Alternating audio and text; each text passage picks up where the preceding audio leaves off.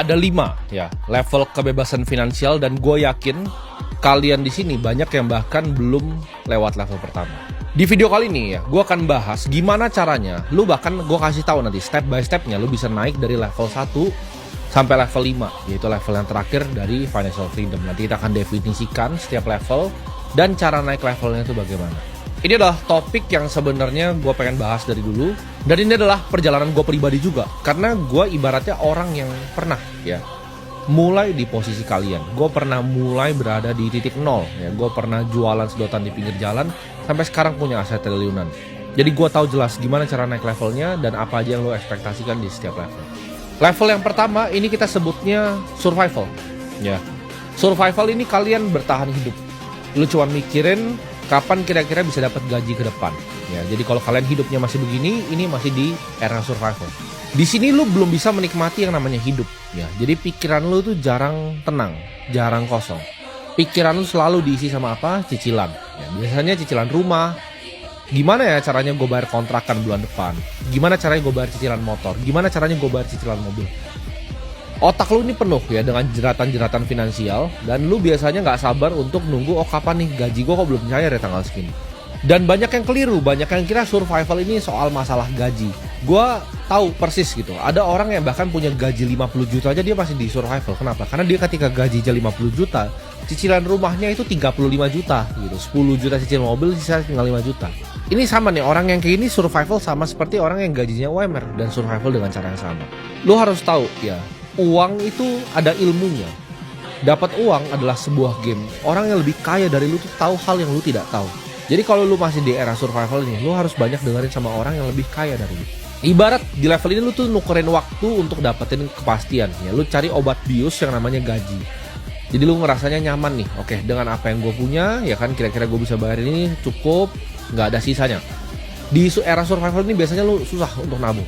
Ini sistem perbudakan modern di mana lu dikejar-kejar sama yang namanya riba ya. Jadi otak lu isinya cuma riba, cicilan ini, cicilan itu, bayar kartu ini, bayar itu.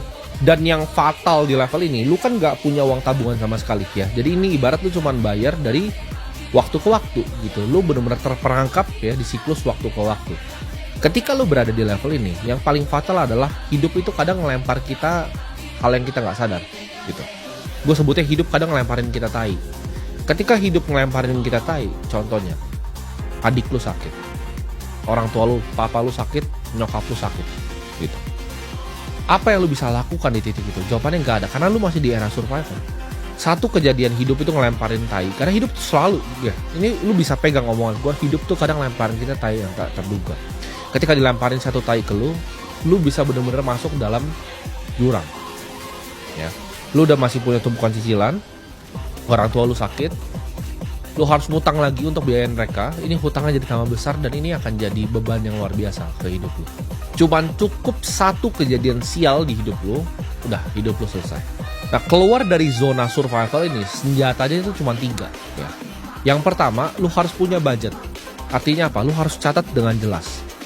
Ini memang tidak gue lakukan di level gue sekarang, tapi zaman gue masih survival, ketika gue awal-awal dapat duit, gue tuh bikin budget dan gue ikuti budget gue. Orang yang punya rencana itu lebih mungkin nyampe ke tujuannya dibanding orang yang nggak punya rencana sama sekali. Kalian hidup ini tuh butuh rencana ya, butuh rencana, butuh aksi. Jadi lu bikin budget, lu hitung ya, gaji saya sekian, pengeluaran saya harus sekian, saya mau coba sisihkan at least 10% dulu. Jadi ketika lu punya budget ini, lu ikutin budget lu bulan depan. Jangan budget lu itu misalnya untuk makan 2 juta, terus lu kepikiran, oh ini karena diajak teman ada 150 ribu. Jangan, ikutin budget. Kalau di level 1, survival. Step 2 ya, lu harus perang secara total sama semua hutang-hutang lu.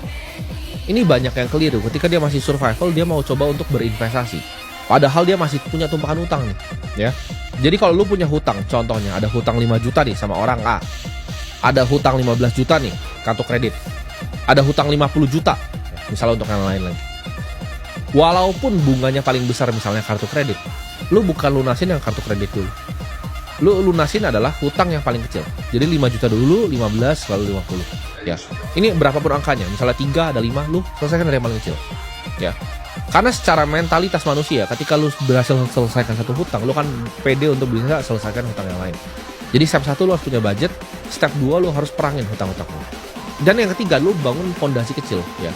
Ini ibaratnya kita sebutnya fondasi ya. Ketika lu punya fondasi ini, lu akan hidup lebih nyaman. Fondasi ini adalah uang tabungan lu ya. Ini tidak perlu diinvestasikan dulu, at least lu ada 10 juta tabungan. Angka yang lu nyaman terserah, mau lu misalnya gaji 50 juta, angkanya misalnya 100 juta terserah. Tapi lu harus punya fondasi. Jadi 3. Senjata cuma 3. Gak ada cara lain ya. Ini gak ada cara lain untuk keluar. Lu harus lakukan 3 ini. Ini gak masalah gaji lu berapa, gak masalah income lu berapa, ini masalah mindset. Karena banyak orang gajinya 50 juta, kayak gue bilang tadi, dia cicil rumah 30 juta. Dia cicil mobil 10 juta. Uangnya sisa 10 juta, itu udah stres dia misalnya. Setelah lu terapin 3 basic tadi, lu akan naik ya. Namanya financial stability gitu. Ini level mulai stabil gitu. Lu gak terlalu ngarep sama gaji kayak bulan ke bulan. Lu gak terlalu ngarep sama misalnya, harus dapat bonus untuk lu bisa bayar sesuatu. Ini zona yang orang bilang kelas menengah gitu. Atau biasanya disebut upper middle. Ini orang-orang yang kalian lihat mungkin punya mobil keluarga, kayak LCGC, ini datang ke mall, makan di mall. Ini levelnya financial stability. Ini orang-orang yang hidupnya udah ibaratnya stabil nih, kata orang banyak tuh stabil. Tapi ini sebenarnya zona tipuan ya. Banyak orang yang nggak sadar mereka masuk ke perangkap di zona ini. Mereka kira mereka udah made it gitu. Di hidup ini mereka udah sukses. Walaupun lu udah nggak bingung nih di zona ini untuk sekedar bayar internet, bayar listrik, tapi lu itu masih satu kejadian lagi ya, lu balik ke survival lagi. Jadi satu tai yang dilempar aja lu balik ke survival di era ini. Makanya gue bilang ini zona penipuan gitu. Stabilitas ini fana. Ketakutan lu di sini masih nggak hilang ya. Iya, lu bisa punya baju yang lebih bagus dibanding orang yang di survival. Lu bisa beli tas yang lebih bagus, lu bisa naik mobil sedangkan mereka naik motor. Tapi di zona ini satu kejadian ya, orang tua lu sakit yang cukup serius, lu udah balik ke survival lagi atau bahkan minus lagi. Karena kata-kata financial freedom itu banyak sekali dilempar sama orang tanpa mengetahui artinya itu apa.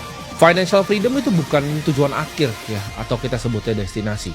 Financial freedom itu adalah proses ya, progresi. Jadi pelan-pelan, step by step. Ini zona lu punya dana liquid ya, dana yang bisa dicairin besok itu sekitar 6-12 bulan ya dari pengeluaran. Lu belum kaya, tapi lu udah nggak stres soal uang setiap hari. Apa yang lu harus lakukan ya kan, untuk dari stabilitas nih ke level selanjutnya, yaitu gue sebutnya independence. Independence gue akan kategorin ini ya, individual yang punya aset di atas 15 miliar rupiah. Ini baru independence nih. Jadi ini baru level 3 gitu. Buat yang mikir, itu besar sekali gitu. Angkanya datang dari mana? Simple, itu adalah high net worth individual ya. 1 juta dolar walaupun sekarang 16 sekian miliar gue tahu. Kan gue akan pakai biar gampang 15 miliar. Dengan 15 miliar ya, lu tarik 4% dari itu, lu bisa hidup 60 juta rupiah per bulan. Sampai selamanya, sampai kiamat.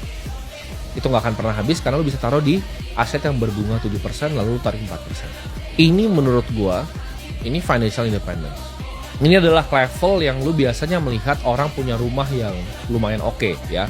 Biasanya mereka mulai nyaman ya kan, mobilnya udah mulai Alphard, mungkin BMW seri 3. Ini di level financial independence gitu. Gimana cara dari lu financial stability ke financial independence? Senjatanya apa aja? Lu harus punya mindset yang berubah ya. Di sini lo harus menjadi seorang investor. Artinya apa? Mindset lo bukan lagi menabung, tapi mindset lo adalah compounder. Bagaimana caranya saya bisa compound uang saya? Nah ini senjata yang gue pakai pribadi nih. Ketika gue dari stability ya, waktu itu umur belasan, mungkin 17-an, ke independence. Strategi yang gue pakai adalah ini, simple ya. Jadi gue ubah mindsetnya ke compounder. Semua uang yang gue dapatkan itu harus gue compound untuk mendapatkan 15% ke atas. Di sini harus agresif gitu. Ini momen dimana lu ngubah struktur aset jadi agresif. Artinya apa? Lu harus cari beberapa aset kelas yang lu paham betul ya, 3 mungkin ya, 1, 2, 3 cukup. Yang kira-kira returnnya, CAGR-nya, compound annual growth rate-nya itu di atas 15%. Contohnya 1 Bitcoin, 2 misalnya Nasdaq, 3 misalnya emerging market index, atau misalnya Indonesia lu punya saham BCA. Jadi lu udah harus belajar tentang capital market ya. Ketika lu mau naik dari stability ke financial independence. Lu dari sebelum punya 15M ke 15M itu harus pakai cara ini. Dan senjata kedua adalah savings rate. Ini yang banyak orang susah. Ketika income-nya 50 juta sama 100 juta. Karena CAGR tadi itu susah diatur. Maksudnya apa? Ini kalian pasti kalau udah lama di market kalian paham. Ketika lu beli Bitcoin, beli BCA tadi ya, lu punya cash juga, lu punya gold, lu punya yang lain. Lu dan gua, returnnya itu nggak akan terlalu jauh berbeda. Ya. Tapi yang lu bisa atur itu bukan returnnya, lu bisa atur adalah jumlah uang yang ditabung dan jangka waktunya. Karena rumusnya kan sederhana ya. Lu butuh berapa uang yang ditabung, lu butuh jangka waktunya, dan lu butuh persenan gainnya. Persenan gain ini susah diotak-atik. Ya. Yang bisa lu otak-atik adalah savings rate dan waktunya. Jadi ketika savings rate lu bisa naikin sampai 80%, jadi 50 sampai 80 nih, agresif, hyper agresif. Lu punya dapat